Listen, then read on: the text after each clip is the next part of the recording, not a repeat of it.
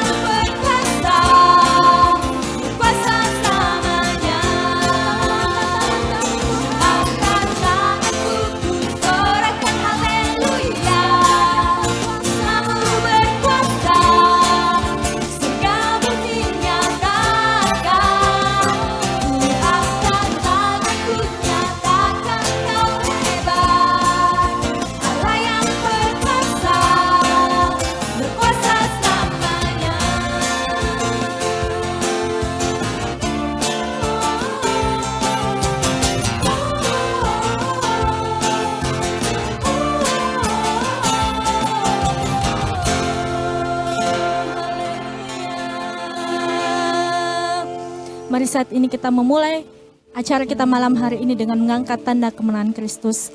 Dalam nama Bapa dan Putra dan Roh Kudus. Amin. Segala kemuliaan hanya bagi namamu, Allah Bapa, Allah Putra dan Allah Roh Kudus. Sebab hanya perkenanan-Mu saja Bapa, kami boleh ada sampai hari ini. Terima kasih untuk setiap perbuatan tangan-Mu yang ajaib di dalam kehidupan kami. Terima kasih kalau malam hari ini Kau yang telah memanggil kami dengan nama kami masing-masing untuk mengikuti program malam hari ini.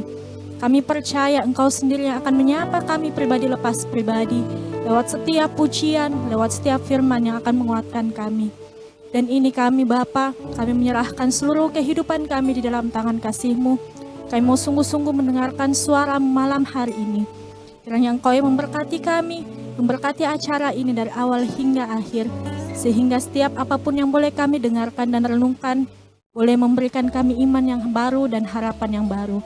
Terima kasih Bapa, ini setiap pujian kami, ini setiap ungkapan rasa syukur kami dan penyembahan kami, yang kami naikkan di dalam satu nama yang penuh kuasa, Yesus Kristus, yang adalah Tuhan dan Juru Selamat kami. Amin. Hari saat ini kita mau rasakan hadirat Tuhan. Kita mau kembali rasakan kasih Tuhan yang begitu luar biasa bagi setiap kita. Dia Allah yang mengerti, Dia Allah yang peduli, Allah yang sungguh mengenal setiap pribadi kita lepas pribadi. Seperti rusa yang haus, rindu aliran sungaimu,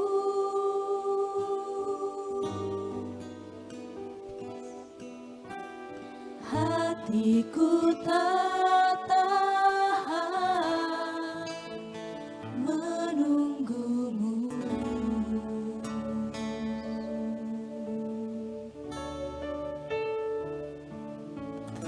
Bagai tanah gersang menanti datangnya hujan,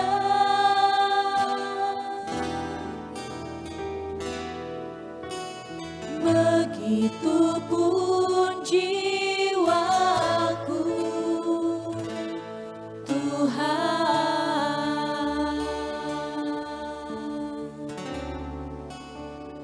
Hanya Engkau,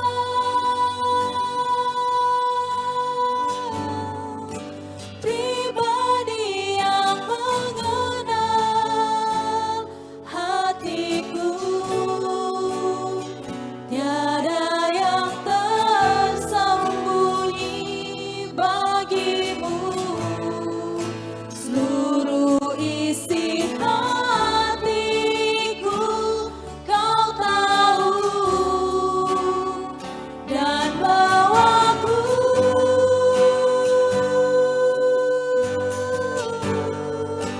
untuk lebih dekat lagi padamu,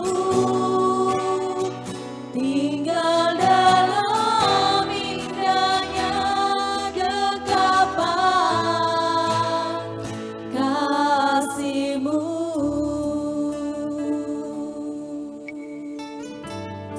Seperti rusa yang haus Tuhan, seperti rusa yang haus, rindu akan Engkau, rindu aliran sungaimu. Ini setiap hati kami yang haus akan Engkau. Begitu tak tahan menunggumu.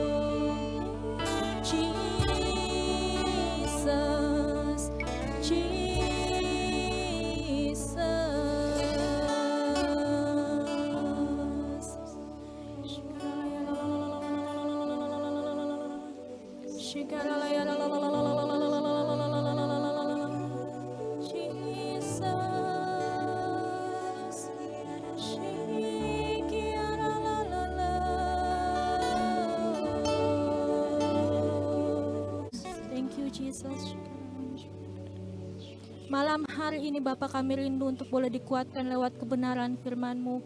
Kiranya Engkau yang terus menggemburkan tanah hati kami, sehingga kami boleh benar-benar menerima firman-Mu dengan baik. Berkatilah anak-Mu, Pak Felix Suciadi, yang akan Engkau pakai secara luar biasa. Engkau yang mengurapi lidah bibir anak-Mu. Berkati setiap persiapannya Bapa, berkati setiap materinya. Satukan hatinya dengan hati-Mu sendiri, sehingga setiap apapun yang boleh keluar dari mulutnya benar-benar berasal dari Engkau. Terima kasih Bapa. Inilah setiap doa kami yang kami sampaikan kepadamu dengan perantaraan Yesus Kristus yang adalah Tuhan dan Juru Selamat kami. Amin. Shalom.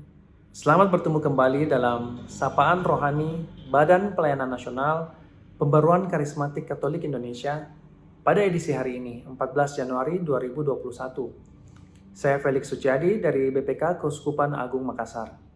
Tema renungan kita pada hari ini adalah bertumbuh melalui liturgi, yang akan diambil dari bacaan liturgi hari ini, yaitu dari kitab Markus bab 1 ayat 40 sampai 45. Bapak Ibu yang dikasihi Tuhan, dalam perikop hari ini kita membaca cerita mengenai seorang kusta yang datang menemui Yesus minta disembuhkan.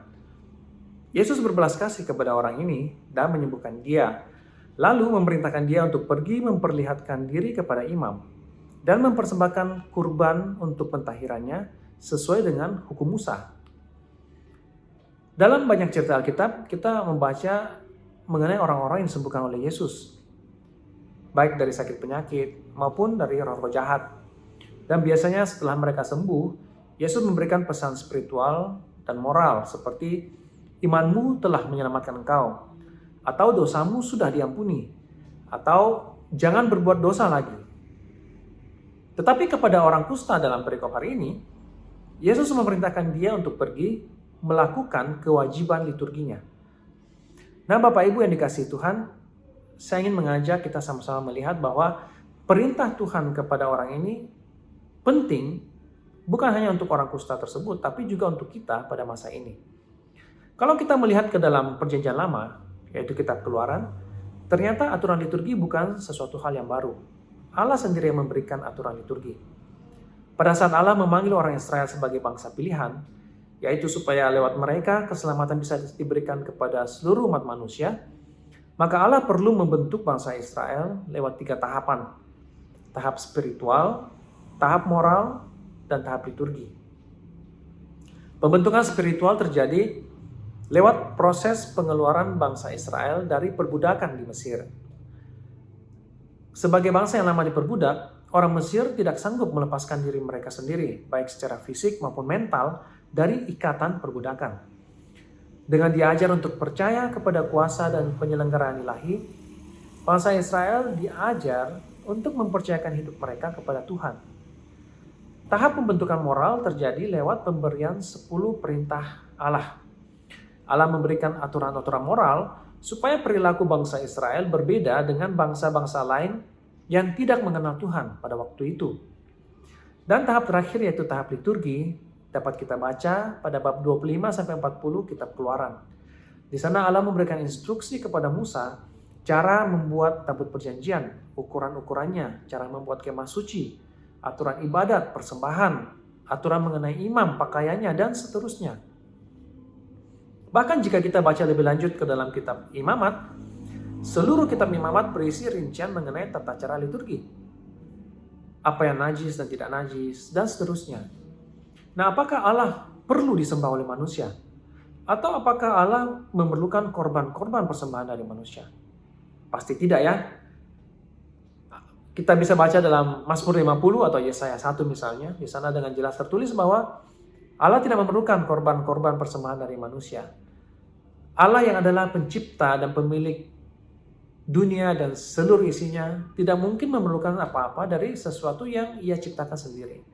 Tapi Allah tahu bahwa kita manusia memerlukan aturan-aturan tersebut. Nah, paling tidak ada 3 hal dalam liturgi yang bisa membantu kita untuk bertumbuh secara rohani. Yang pertama adalah liturgi mengajar kita untuk menyembah Allah secara benar. Kita perlu tahu cara menyembah Allah secara benar agar kita tidak keliru menyembah Allah yang salah, seperti yang terjadi pada bangsa Israel. Waktu Musa lama tinggal di atas Gunung Sinai, mereka mengira Musa sudah mati. Lalu mereka mendesak Harun untuk membuat bagi mereka sebuah Allah baru. Allah yang bisa mereka lihat, sentuh dan rasakan. Mereka membuat anak lembu emas dan mereka katakan, inilah Allah yang menuntun kita keluar dari perbudakan di Mesir. Praktek ibadat liturgi pada masa itu tentu berbeda dengan masa sekarang. Kita tidak mempersembahkan lagi korban-korban bakaran. Tapi saya yakin esensi liturgi pada masa itu, yang aturan-aturan yang diberikan oleh Tuhan tetap sama esensinya dengan pada masa ini. Dan yang dilakukan oleh bangsa Israel itu adalah esensi dosa. Sama pada saat itu dan sama juga pada saat ini. Waktu kita tidak tahu cara menyembah Allah secara benar, kita terjebak menyembah Allah yang salah. Kita membuat bagi diri kita sendiri Allah yang bisa kita lihat, sentuh dan rasakan. Prioritas-prioritas lain yang paling tinggi dalam hidup kita di atas Tuhan. Misalnya kekayaan, kesenangan hidup, kehormatan, kekuasaan, dan lain-lain. Pada saat kita menjauhkan diri dari ibadah liturgi, kita juga mudah terjebak dalam pemikiran seperti ini. Yang penting saya hidup dengan baik, yang penting saya adalah orang baik. Saya tidak mencelakakan orang, saya menghormati orang lain, saya memberikan sumbangan kepada masyarakat. Maka tidak terlalu penting saya ikut ibadah atau tidak. Ini sangat berbahaya karena kita akan dengan mudah lebih jauh lagi masuk ke dalam pemikiran tidak terlalu masalah agama apa yang diyakini oleh seseorang, apa yang dia yakini. Tidak masalah tata ibadat apa yang dilakukan selama dia adalah orang baik. Saya tidak mengatakan bahwa menjadi orang baik itu salah, bahkan sangat penting, karena Tuhan Yesus sendiri mengatakan kepada pengikutnya, kalau praktik keagamaanmu tidak lebih benar daripada ahli-ahli Taurat, kamu tidak dapat masuk kerajaan surga. Tetapi tidak pernah kita temukan juga dalam Alkitab tertulis bahwa aturan liturgi kalah penting dari aturan moral. Aturan moral membantu mengarahkan kehendak kita sama dengan kehendak Tuhan.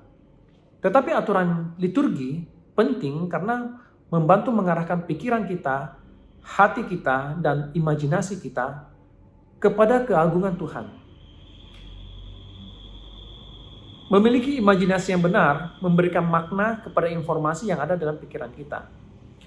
Kita dapat melihat dengan mudah pada anak-anak kecil, jika mereka tidak pernah ikut ibadat, tidak pernah ikut misa, maka apa yang mereka baca dalam Alkitab hanya berisi informasi bagi mereka. Bagi mereka mungkin itu hanya catatan sejarah saja atau mitos. Mereka lebih mudah memahami konsep alien daripada kalau kita bercerita mengenai putra Allah yang menjadi manusia. Mereka lebih mudah mengerti zombie daripada kalau kita bercerita mengenai kebangkitan badan dan seterusnya. Dan gereja Katolik sangat memahami pentingnya makna yang ditemukan orang dalam ibadat liturgi, dalam misa. Sehingga gereja Katolik mewariskan kepada kita sampai hari ini tata cara ibadat yang relatif sama, memiliki esensi yang sama. Contoh yang sangat sangat jelas menggambarkan hal ini adalah yang terjadi pada seseorang bernama Scott Hahn. Scott Hahn adalah seorang teolog Protestan yang pada saat menulis disertasi mengenai perjamuan terakhir, dia kesulitan menemukan benang merah dari semua informasi yang dia miliki. Lalu ia terdorong mengikuti misa dalam sebuah kapel Katolik. Dan pada saat mengikuti misa itu, ia melihat perjamuan terakhir yang digambarkan dalam kitab Wahyu hadir dalam misa itu. Dan tiba-tiba saja semua informasi yang ada dalam pikirannya memiliki makna. Dia mengerti bahwa inilah cara ibadat yang Tuhan inginkan dilakukan oleh manusia. Inilah cara ibadat yang dilakukan oleh para rasul 2000 tahun yang lalu, yang kita lakukan pada saat ini. Dan Scott Hahn kemudian menjadi seorang Katolik. Itu adalah fungsi liturgi yang pertama. Saya memiliki cerita yang agak berbeda. Saya dibaptis sejak bayi dan terbiasa mengikuti misa setiap hari Minggu. Tetapi selama 40 tahun hidup saya kurang paham makna liturgi secara mendalam. Saya mengikuti misa setiap minggu, tapi karena tidak terbiasa membaca Alkitab dan seterusnya, bagi saya itu lebih condong kepada pemenuhan kewajiban agama. Tetapi Liturgi telah menjaga saya, mengikat saya kepada jemaat Tuhan selama 40 tahun. Dan ini adalah fungsi liturgi yang kedua. Liturgi menyatukan kita sebagai satu kesatuan tubuh Kristus. Saya ingin mengutip dari dokumen Konsili Vatikan kedua, yaitu dari Sacrosanctum Concilium nomor 7. Di sana ditulis bahwa di dalam liturgi, seluruh ibadat publik dilaksanakan oleh tubuh mistik Yesus Kristus, yakni kepala beserta para anggotanya. Oleh karena itu, setiap perayaan liturgis sebagai karya Kristus sang imam, serta tubuhnya yakni gereja, merupakan kegiatan suci yang sangat istimewa. Memang bertumbuh melalui liturgi terjadi sangat perlahan. Kita dilibatkan mulai mungkin menjadi penerima tamu, menjadi kolektan, menjadi lektor, dan seterusnya. Kadang-kadang kita tergoda, saya dulu mengalami seperti itu, melihat orang-orang yang memiliki karunia-karunia tertentu, kelihatannya hidup rohani mereka lebih maju. Tetapi kalau kita melihat dalam 1 Korintus 14:12, Santo Paulus mengatakan, demikian pula dengan kamu memang berusaha untuk memperoleh karunia-karunia roh, tetapi lebih daripada itu, hendaklah kamu berusaha mempergunakannya untuk membangun jemaat. Ini sungguh melegakan, karena ternyata menurut Santo Paulus, tidak ada pertumbuhan rohani yang benar-benar berarti jika kita tidak memberikan sumbangan terhadap pertumbuhan jemaat sebagai satu tubuh. Ada dua masalah yang bisa timbul kalau kita lebih fokus pada karunia-karunia Roh Kudus daripada kepada kesatuan pertumbuhan seluruh jemaat Tuhan. Yang pertama adalah seperti yang terjadi pada orang kusta dalam bacaan hari ini. Saya akan mengutip dari ayat 45. Dikatakan orang itu pergi memberitakan peristiwa itu dan menyebarkannya kemana-mana, sehingga Yesus tidak dapat lagi terang-terangan masuk ke dalam kota. Ia tinggal di luar di tempat-tempat yang sepi, namun orang terus juga datang kepadanya dari segala penjuru. Ini sungguh suatu paradoks. Semua orang datang mencari Yesus, tapi Yesus tidak dapat masuk terang-terangan ke dalam kota. Dan ini yang terjadi kalau kita lebih fokus kepada karunia-karunia roh daripada kepada membangun jemaat. Kita memberikan impresi yang keliru mengenai kekristenan. Orang lebih tertarik mencari Yesus sebagai penyembuh, mungkin sebagai guru spiritual, tapi bukan sebagai Tuhan dan juru selamat. Sehingga walaupun banyak orang mencari Yesus, Yesus tidak dapat masuk ke dalam hati mereka, tidak dapat masuk ke dalam hidup mereka, tapi hanya berada di pinggiran saja karena hanya pelengkap dari kebutuhan mereka untuk disembuhkan, untuk mengalami mujizat dan seterusnya. Masalah yang kedua, kalau yang timbul kalau kita lebih fokus pada karunia-karunia roh adalah seperti orang kusta ini yang kemana-mana menyebarkan berita tentang kesembuhannya, maka lampu sorot jatuh lebih banyak kepada dirinya daripada kepada Tuhan. Pada masa ini kita dengan mudah memposting mujizat kesembuhan yang kita alami atau mungkin karya Roh Kudus yang tampak dalam pelayanan kita posting kemana-mana di sosmed, dan biasanya yang mendapat sorotan itu ya tentu orang yang memposting, dan ini membuat kita rentan jatuh ke dalam dosa kesombongan. Pada saat inilah kita kembali membutuhkan liturgi, karena liturgi mengajar kita untuk rendah hati.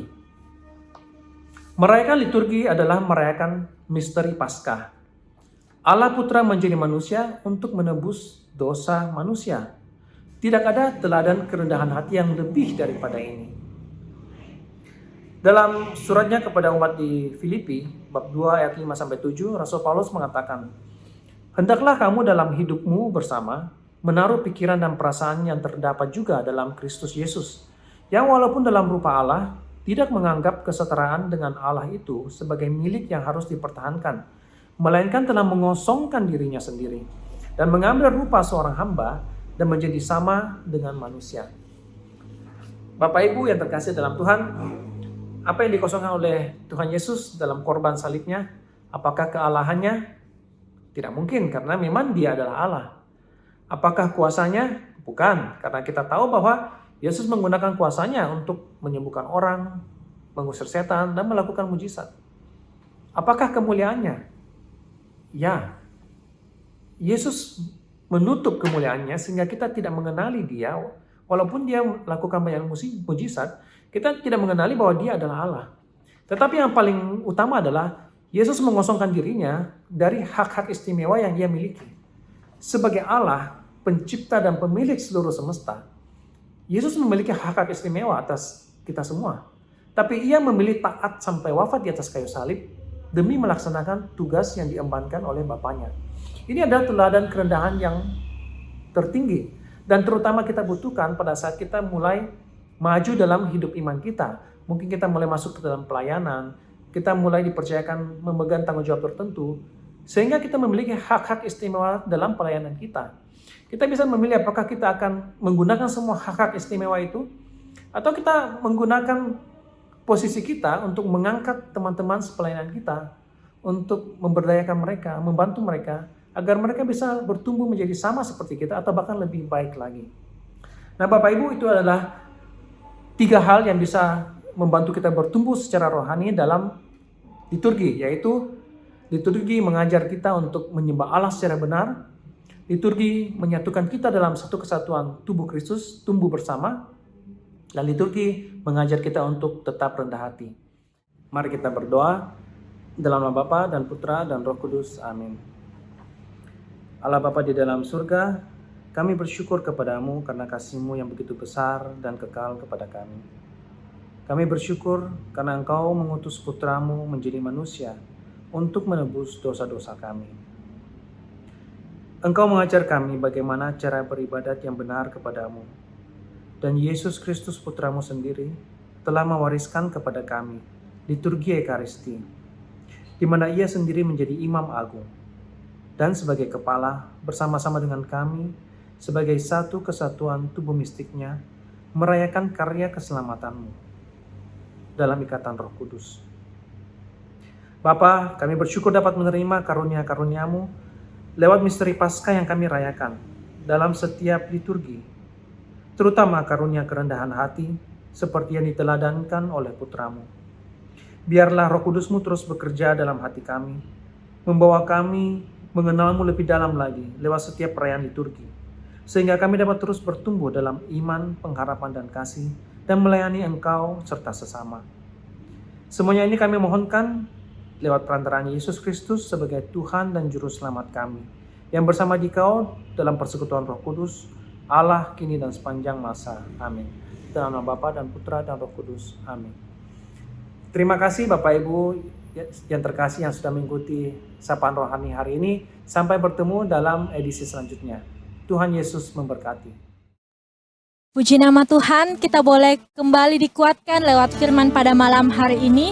Saya ingin mengajak kita semua untuk selalu mengikuti program dari Sapaan Rohani yang dilaksanakan setiap hari Selasa, Kamis, dan Sabtu pukul 21 waktu Indonesia Barat. Dan saya juga ingin mengajak kita semua untuk jangan lupa like, subscribe, dan share channel ini untuk boleh menjadi berkat bagi keluarga kita, teman-teman kita, dan orang-orang di sekitar kita. Ada amin? Amin. Mari saat ini kita mau menutup acara pada malam hari ini dengan menaikkan satu pujian ini. Sebab hanya bersama dengan Tuhan hidup kita boleh dikuatkan. Amin. Yeay.